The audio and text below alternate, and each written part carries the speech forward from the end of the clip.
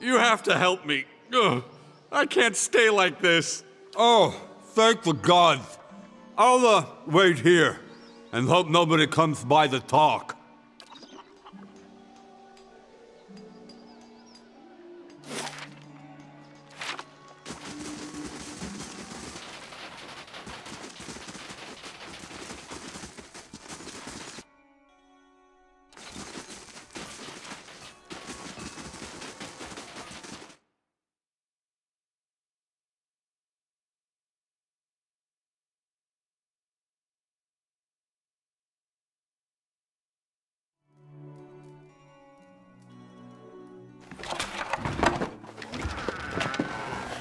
Must be soon.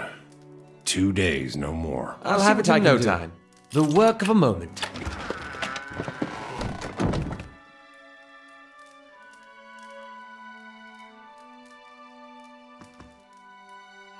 Sorry.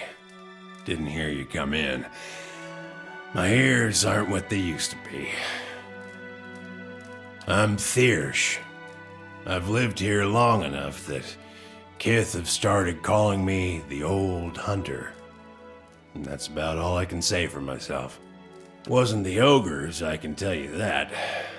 Put a few arrows in one of those and they generally have the good sense to back off. But I've been hunting this wolf for near a year now. A man-eater. Cunning, nasty thing. Every time I get close, it just slips away. The beast has already claimed many lives. The first victim was my son, Saldren. Got the better of me this last time. Distracted me long enough for one of its kin to turn up. Nearly bit me clean in half. I'm a few weeks out from trying again. No ordinary wolf. A monster. This creature is big. And I see the signs it leaves behind. The mess it made to the last couple of hunters and the elk. Doesn't always finish its meals. Damn thing might be sick. Might have a bullet in its jaw. Something. In any case, it needs to be put down. Nothing to tell. Near misses, all of them. One time he clambered right up the cliffs to avoid my snares. Another time, he chased a bear into my camp. I nearly had him once. I could hear him below, eating, and I had the gun aimed right for him. Until the wind changed. He charged headlong into the tree to get at me. Nearly knocked me off my perch. And when I righted myself, he was gone. It roams the russet wood out to the west. Seems to have decided the lake is a good place to find prey. Yeah. It's picked off some scattered ogres from time to time. But mostly it's been going after hunters. It needs doing. But I warn you, this beast is not to be trifled with. It must make its lair somewhere to the west. If you mean to go there, keep your wits about you. Watch yourself on the mountain. In these lean times, everything looks like prey to something. Coming to your elders for advice, is it? What can I do for you? Well, I can tell you it won't be here much longer if things go on as they are. With the mines closed, we've lost what put us on the map in the first place. We're losing people every month. Too many mouths to feed and not enough to support them. Even the game's dwindling. I've been lucky. I've hides and horns enough to keep the traders happy, but now the ogres are picking the rest of us off. The moment we started looking into Durgan's battery, it was like we'd kicked a hornet's nest. You made a good showing against that last group, by the way. I think you've given them reason to think twice about coming back. It's been a colder season than usual, and the elk herds aren't faring well. We're stuck fighting with the ogre clans and the wolves over what's left. Not to mention the occasional beast. We've lost a lot of young hunters. It has. We had some hope in the early days that we'd be spared, isolated as we are. That hope died in a hurry. Not everyone's been so unlucky, of course. You'll see a few pampered sprats around.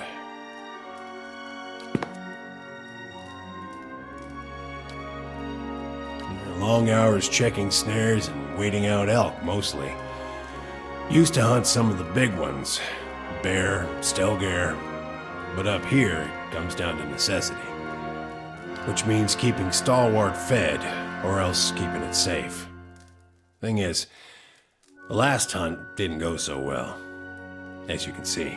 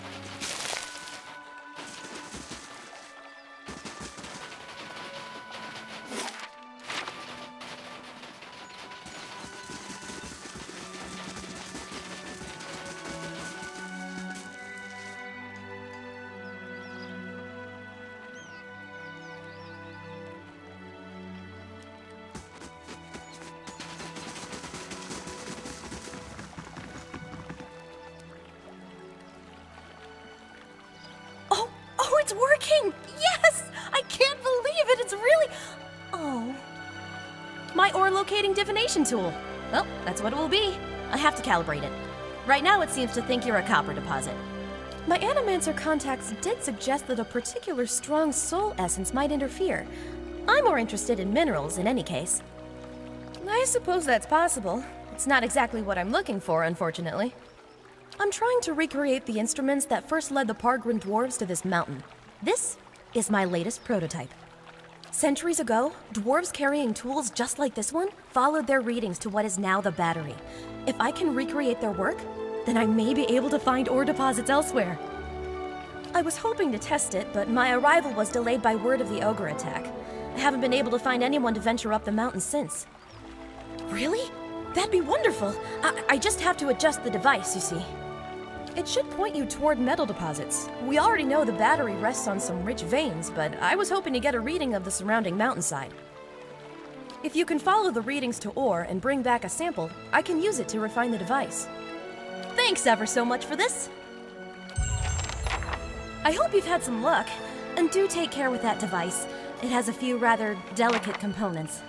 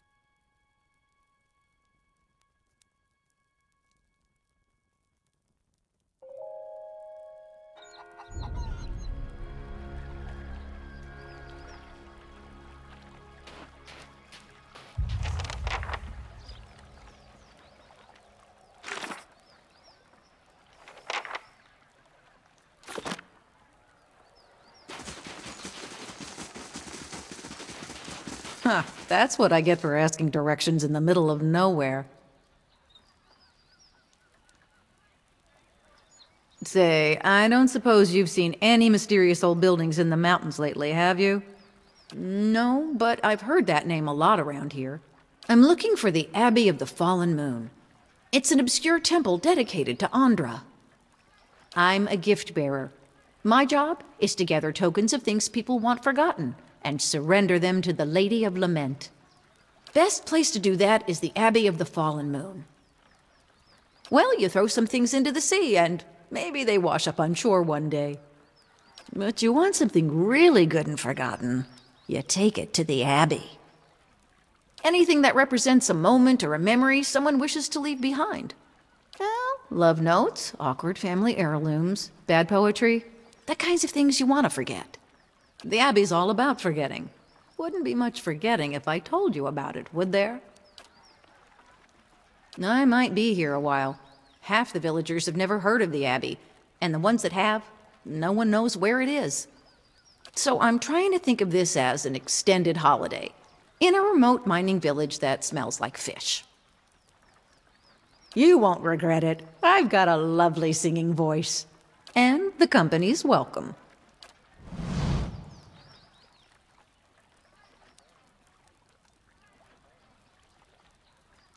Farewell.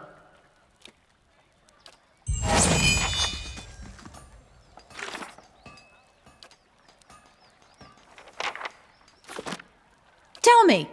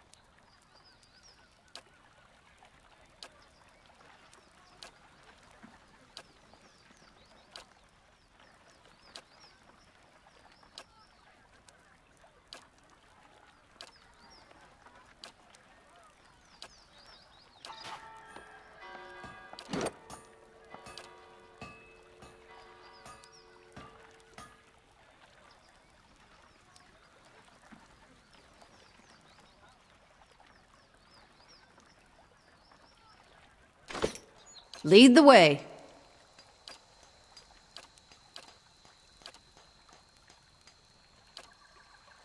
I'm ready.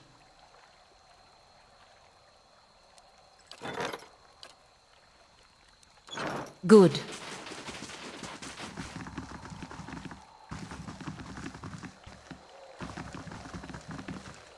Fresh fish! Freshly caught!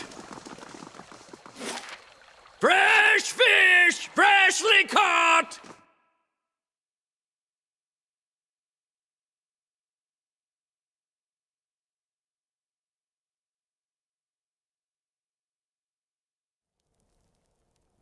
That smell's never washing off.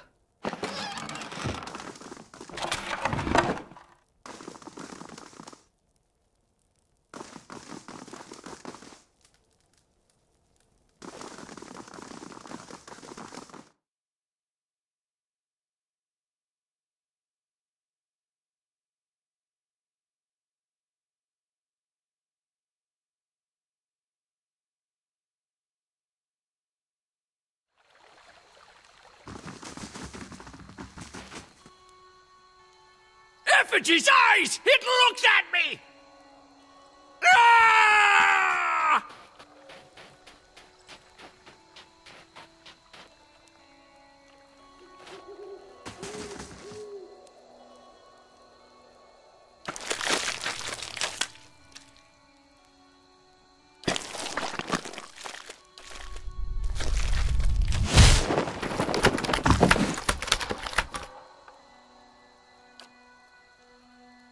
You must forgive, Zawa. I was not expecting you. Resting my eyes, I thought, waiting for the Malkachoa to bring me insight. It would seem I dozed. A good thing my master was not alive to see it. Are you real? Of course. I meant no offense. But I find it is best to ask when Malkachoa is involved. A small white mushroom. I have heard it called snowcap in these lands. It can reveal the true nature of many things. A teacher, not an owner. Zawa is a free man. Well, as free as any of us. I was freeing myself from vanity. Consider, how can one be vain who is bathed in the smell of dead fish?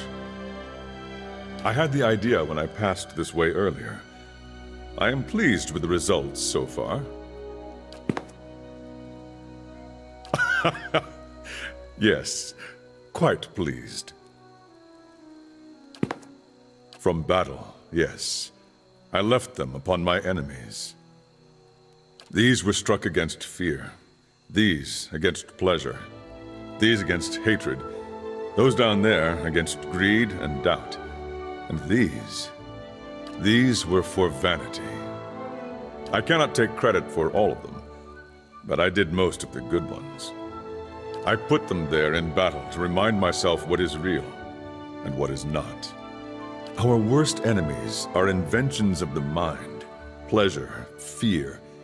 When we see them for what they are, we become unstoppable. I feel I have been close, but never for more than an instant. In the moment when the pain is sharpest, the world becomes clear.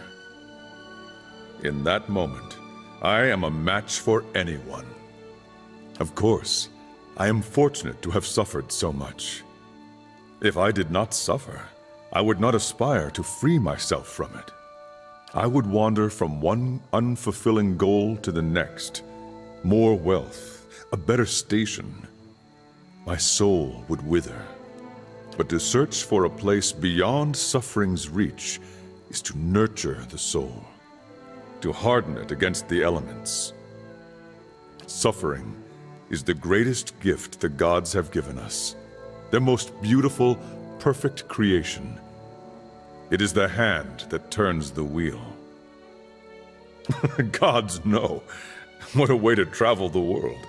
The usual way is to smear yourself with the ashes of the dead. But they do not burn their dead here.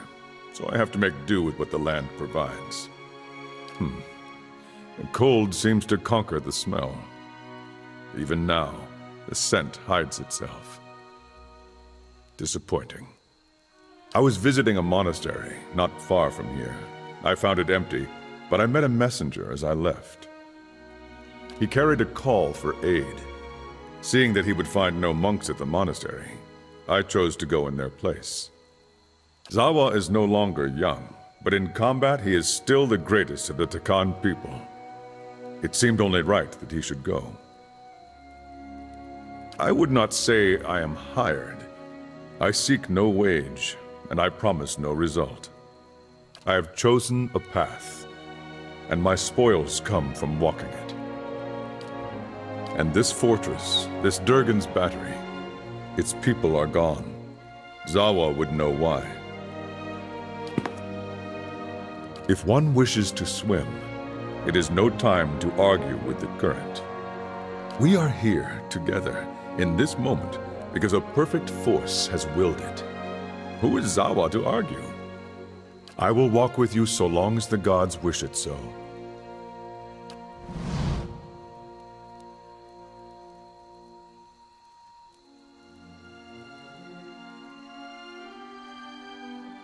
May Wal watch your step. Age slowed me!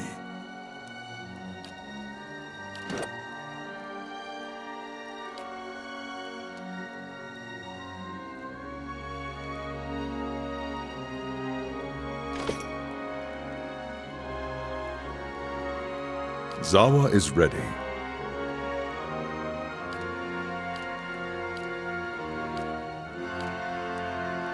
What do you need of Zawa? The ways of the Nalpazka can make little sense to an outsider.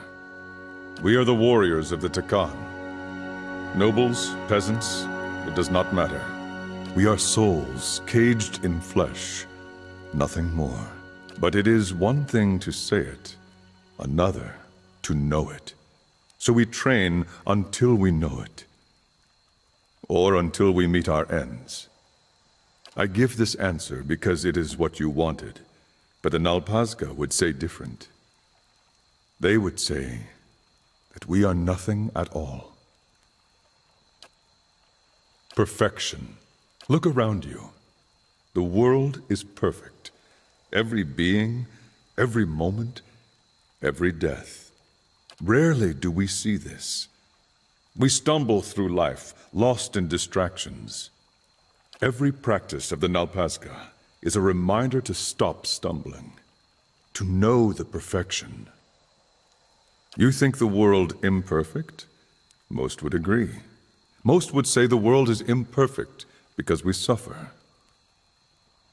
They imagine a world without suffering and dream of living there, and suffer all the more for it. This is their mistake. The world is perfect. It was created by a boundless wisdom. It is for us to learn why a perfect world requires that we suffer. Vanity is a snare that roots us to the ground. The way we see ourselves, the way others see us, these things are not real. They cannot be touched. The Nalpazka teachings reveal many such snares. Fear, pleasure, doubt, hatred. They hold us back if we let ourselves be caught. Then you see only what is truly there, and you suffer no longer. You become as a god, seeing things as they do. If you can loose yourself from the snares, then you are free. I meet people on the road, and they pity me. I have come to find it endearing. They see so many scars, and they wonder, how can the man beneath not be broken? A scar is a wound that heals, a living reminder of our power over suffering. They cause no pain, only the echo of pain, which cannot hurt you. Show me a scarred man, and I will show you a man who can overcome. The Malkachoa? At any time, it is rare that I have not eaten some. When you first try it, it seems a beautiful fantasy. You see colors you have never seen, meet creatures that are not there. With practice, you see that all it does is show you reality, the essence of all things, how they are alike and connected. I have watched trees grow and wilt before me. I have tasted meat and known the animal's life as if it were mine. But the Malkachoa often causes the stomach to empty with great violence, so it is not for everyone. If I did not suffer, I would not aspire to free myself from it.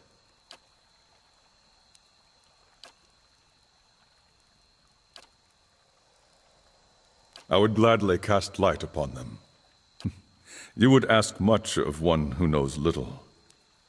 Most Takan have two choices. They can grow crops, or they can become Nalpazka warriors.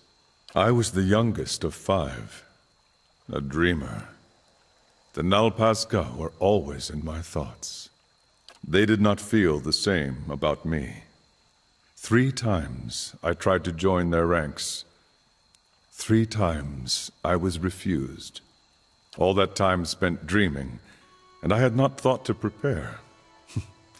I was lazy, uncoordinated, overweight. If they had not refused me, what shame I might have brought to them. They had no choice. Our high priestess had a vision. Malkachoa, plus some other shit, knowing her.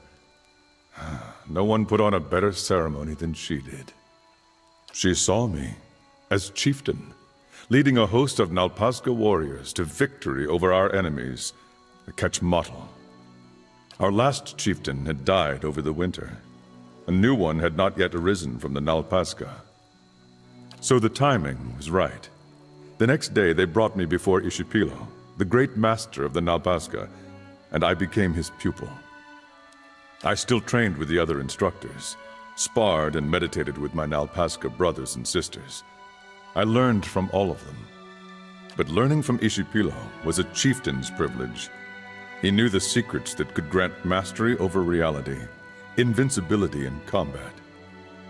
When a Nalpazka was deemed a worthy successor to a chieftain, greater than all his peers, Ishipilo would take him in, prepare him for the future. I would not be as I am now without his lessons.